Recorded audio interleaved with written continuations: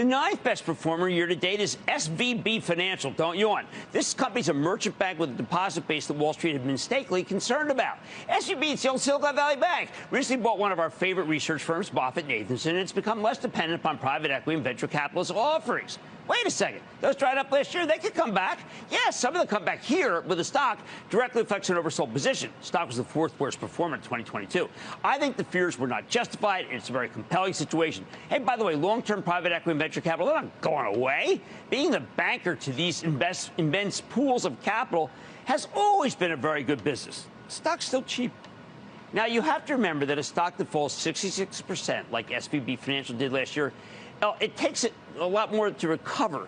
After losing two-thirds of your value, you need a 200% gain to get back to even. This is arithmetic. Some people call it geometry. So you could argue SVB's nearly 40% rally this year is barely a drop in the bucket. And that's how I want you to think it. I think it's also a good example of why these bounce-back moves might be far from over. These stocks could have more room to run, especially if you think they were driven down to artificially low levels by tax loss selling, artificial dumping, like we saw